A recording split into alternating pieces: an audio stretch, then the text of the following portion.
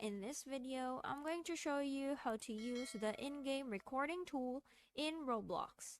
The built-in recording tool lets you capture your gameplay without showing the Roblox menu on the screen. First, join any Roblox experience. When you're ready to record your screen, press the escape key on your keyboard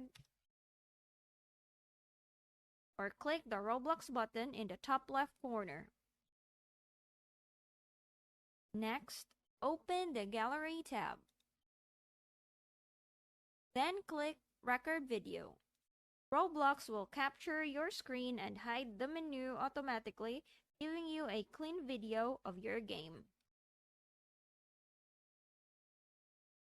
After capturing the video, press Escape key again, click the Gallery tab, and click the Stop Recording button. For you to be able to view your recorded video, just look for it in your File Explorer, go to Videos, then look for the Roblox.